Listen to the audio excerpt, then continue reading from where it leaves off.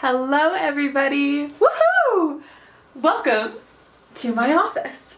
It's not just mine, I share it with my partner, but it's pretty awesome and we just recently set it up and got new desks and chairs and we've set up our crystals. We just have a really jazzy little workspace that I have yet to show you guys, so here it is. I will do a little bit more of like a tour at another time, however this video I just want to be a short and sweet little expression from an experience that I had over these last 3 weeks without internet. Yes, believe it or not, I went 3 weeks without internet.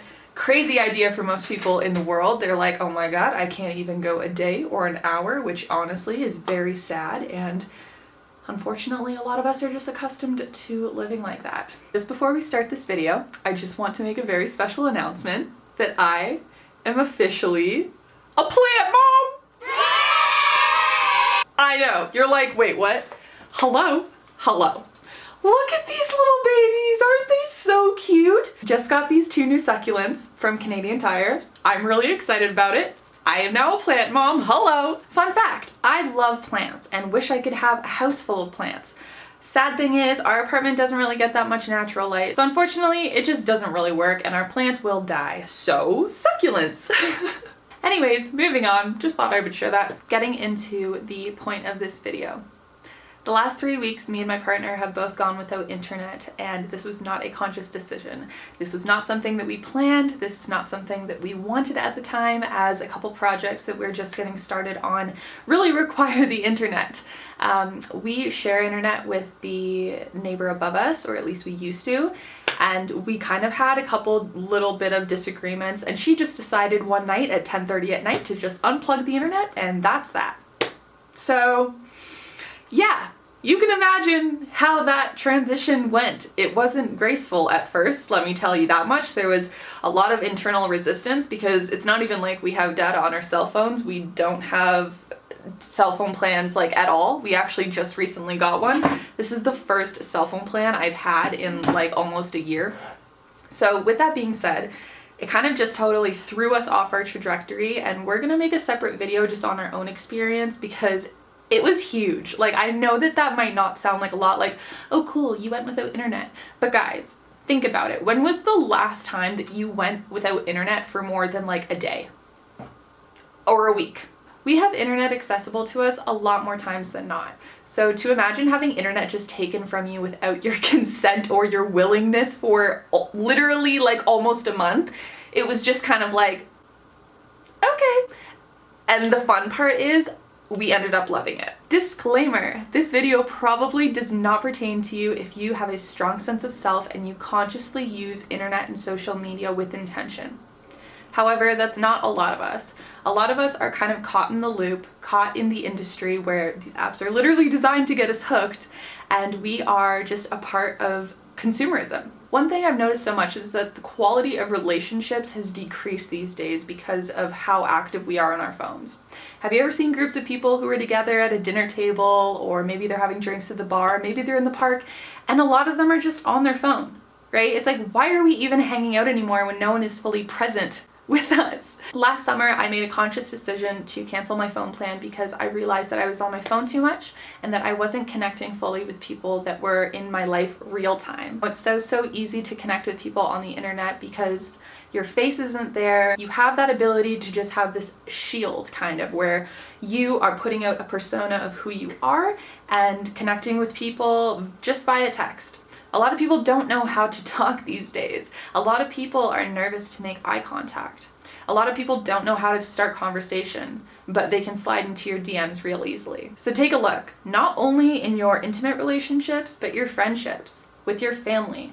Are you talking? Are you looking into each other's eyes? Or are you guys just on your phones and not really being present with each other, and everything you're saying is kind of going in one ear and out the other? I really encourage you to just take a look at your life and observe your relationships and ask, do I feel fulfilled in these relationships? Do I feel like we're genuinely connecting? And of course, this goes way beyond just the cell phone. Of course, there's a lot of layers to it. However, this little guy has the ability to completely detach you from your surroundings. And it's so easy with how many apps there are these days. There's Instagram, Facebook, Twitter, TikTok. Oh my god, TikTok is so dangerous because you can just scroll for hours. It's that dopamine hit to the brain. So what I realized during these 3 weeks was that without having internet in my life, naturally I am so much more present, as well as my mood is so much more leveled because I'm just present with myself. There's no one to compare myself to. There's no one who's doing X, Y, and Z and I'm feeling jealous or FOMO or whatever the heck.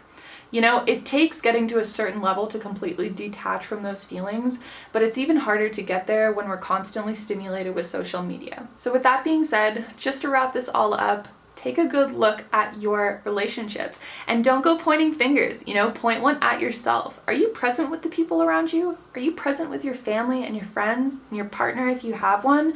Or are you just kind of scrolling online and you're half in, half out? I'm not saying that social media is a demon or a monster and that no one should use it. I do believe that it's a really powerful tool when used with intention to share your life and inspire people. But there's that line, and it's a very, very fine line, and it's hard to see unless you have the awareness to say, hey, hold on a second, let me observe my habits. Are these serving me or are they taking away value from my life? Are they increasing the vibration and making me feel fulfilled in all aspects by sharing my life and inspiring people and getting inspiration from other people? Or am I just constantly consuming content and making myself feel bad because I'm not this or that or someone's better and whatever? Someone's always going to be better at you than something. Someone is always going to be prettier or fitter or whatever, but it doesn't matter. All it comes down to is who we are and how we can be better than the version that we were yesterday. It's not about trying to compare ourselves to X, Y, and Z and compete with all these different people, because if that is the case, you will be exhausted and burnt out. Oh my god, you guys, since being in a relationship with someone who is like seriously spiritually aware and awake and conscious and intentional with living their life and their values, it's just been like, it's been a lot, you know, it's been a lot. And it is just a mirror for me to see myself and to see these shadow parts of myself and to bring up the darkness so that it can be loved and transmuted and grow. But it's hard, you know, and social media is literally like the biggest distraction in that growth game. You're just like, oh yeah, like I'm growing and I am trying to like be better, and then you go on social media and you like see all this you're just like, oh my god. So if you're gonna take anything from this video, please take this. Bring awareness to how present you are with the people around you and yourself. And use social media with intention to inspire people and get inspiration. And if maybe you're in a position where you say like, I don't have anything to inspire people, no problem. You are perfect as you are, and just go ahead and take some inspiration where you need it. Use it as a platform for inspiration because there's so much knowledge, but don't sink down to comparing yourself. I started comparing myself so heavily that it was starting to cause a lot of conflict in my intimate relationship. And to see that happening from that was just like, oh my god. And of course, like, take responsibility for your own actions and the way that you choose to navigate through the world and what you let affect you, right? Yes, of course. However, it can just be really easy to compare yourself to people, and all of a sudden you're just like creating all this bullshit in your head where you're just like, okay, I don't even know who I am anymore. Honey, you are love, you are light, and I know that you gon' get it right. You just gotta stop the distractions. You don't gotta have them. No, baby, cause that sounds tragic. All right, my friends, I am going to leave you with that. Please take the role of being an observer. Look at your life. Look at the way you choose to interact with people. Is this a distraction? Is this preventing you from genuinely connecting with people and yourself and nature? It is so easy to stay inside and scroll on Netflix and to not go and just be in nature and breathe fresh air and give yourself the time to breathe. Not to mention taking all of these waves in from our frickin' modems that are on all the time. Honey, no, shut that modem off at night. Shut your phone off at night. If you need an alarm, buy an alarm clock, man, or just frickin' put it on airplane mode and whatever. I'm getting passionate. I know, and you might be like, Jasmine, you are being so intense right now for something that's not really that intense. But it is intense. It is intense. And it affected my life in a super negative way, and it might be affecting yours in the same way too. If you're having trouble in your relationship, there's always going to be so much more than just this. But this can be a huge factor. You can check out of your relationship at any time when you have access to these apps. It's not the apps, it's how you choose to use them. These people have developed these apps in order to addict you.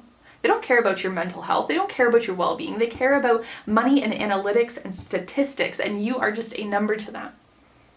But your health and your general well-being is worth so much more than that, and once you take this out of the picture for just a little bit, you know, an hour a day, put it away. An hour a day, put it away. And be with yourself. Be with yourself in stillness and quietude and see what comes up. I think you might be amazed.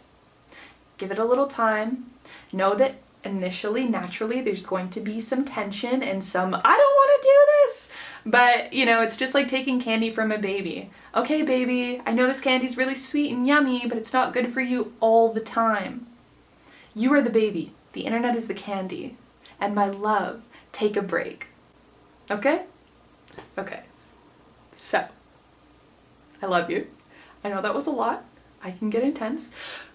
But I'm passionate about this because I didn't realize how unconscious I was and how unconsciously I was using the internet to fuel entertainment and to just fill the void of when I didn't know what to do, you know? Heck that. We are creative light beings and we are here to create beauty and have a good time.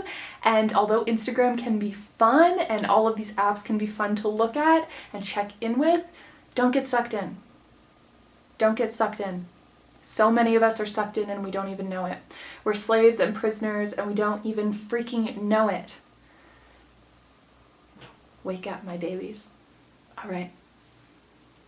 What's going on? I don't know. I'm gonna go. All right. Catch you in the flow. Ba-da-ba-ba-da.